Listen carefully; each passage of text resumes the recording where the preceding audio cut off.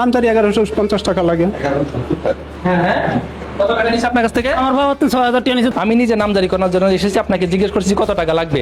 আপনি আমার থেকে 6-7 হাজার টাকা চেয়েছেন, এটা কেন?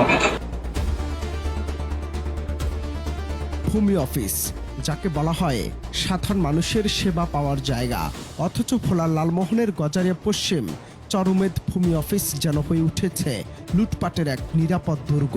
নামজারি হোক কিংবা খাজনা পরিশোধ, এখানে টাকা ছাড়া ফাইল নড়ে না।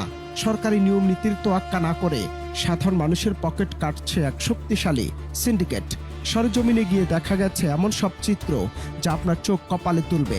গোপন ক্যামেরায় ধরা পড়েছে কিভাবে সাধারণ সেবা প্রার্থীদের জিম্মি করে হাতে নেওয়া হচ্ছে হাজার হাজার টাকা।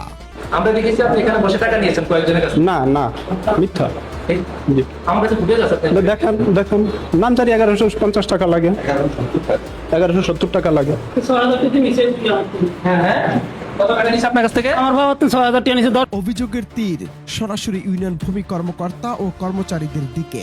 অভিযোগ আছে টাকা ছাড়া কোনো ফাইল হয় না সই। এর জন্য সরকারি ফি আছে 1170, সেটাই যার যার অ্যাকাউন্ট থেকে সে পরিশোধ করে। সেবা করা টাকা লেনদেনের কোনো এখানে না, টাকার জন্য কোনো অপশন নাই। অপশন নাই। তাহলে যে আপনারা যে উনি বেকার, এই লোককে আবেদন করে উনি কি আপনার অফিস স্টাফ? না, আমরা দেখেছি যে সে কয়েকজনের কাছে টাকা নিয়ে আপনাকে সেই দিয়ে দিচ্ছে। হ্যাঁ, দিয়েছে। কোনো টাকা দেয় না আমারে দেয় না, আমারে দেয়নি। আপনার সামনে বসা, এখানে কি টাকা ছাড়া কাজ হয়? এখানে তো টাকা লাগবে, এটা টাকার ঘটনা।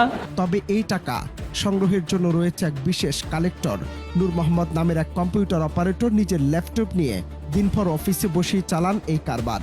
আবেদন সম্পূর্ণ করার নাম করে তিনি প্রতিটি ফাইল থেকে আদায় করছেন 6 থেকে 7 হাজার টাকা পর্যন্ত, অথচ সেখানে সরকারি নির্ধারিত ফি মাত্র 1170 টাকা। সেখানে কেনই কয়েক গুণ বাড়তি টাকার জুলুম?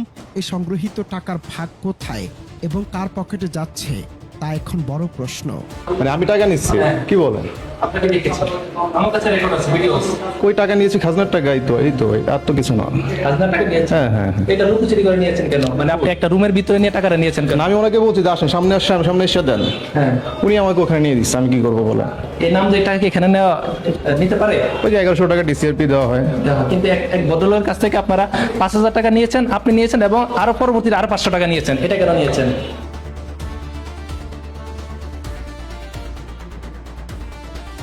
অতিরিক্ত টাকা না দিলে মাসের পর মাস ঘোরানো হয় সেবা প্রার্থীদের।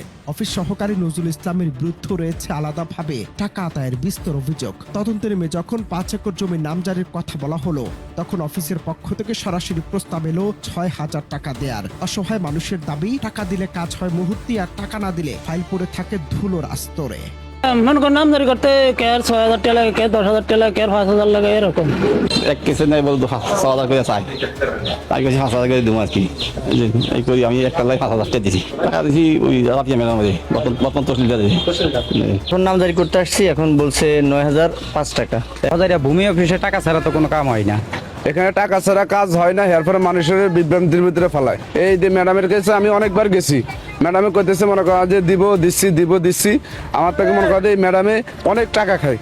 যেমন আগের যে অফিসারটা ছিল, হে মনে করেন যারা মানুষের মানবতা দিত, এর ধরে কোনো মানবতা বলতে কোনো কিচ্ছু না। এমনি খায় না, এই স্টাফ দিয়ে মনে করে টাকা খায়, নিজের হাত দিয়ে খায়, এরপর ফোনের মাধ্যমে মনে করা যে মনে করে বাজেট করে টাকা খায়। বিষয়টি নিয়ে লালমোহন উপজেলা সহকারী কমিশনার ভূমি রিজওয়ানুল হকের সাথে যোগাযোগ করা হলে তিনি জানান, সরকারি ফির বাইরে অতিরিক্ত টাকা নেয়ার কোনো সুযোগ নেই। লিখিত অভিযোগ পেলে ব্যবস্থা নেয়ার আশ্বাস দেন তিনি। আচ্ছা, এগুলো তাহলে থাকলে প্রমাণ থাকলে একটা অভিযোগ দায়ের করতে বলেন আমার বরাবর। হ্যাঁ, ভুক্তভোগী অভিযোগ নিলে অবশ্যই ব্যবস্থা নেওয়া হবে। অভিযোগ পাওয়া গেলে ব্যবস্থা গ্রহণ করা হবে। না, এটা তো কোনো মতেই সুযোগ নেই। সরকারি ফির বাইরে 1 টাকা নেওয়ারও কোনো সুযোগ নেই। অনন্ত হাসান মাসুদ, বাংলা টিভি।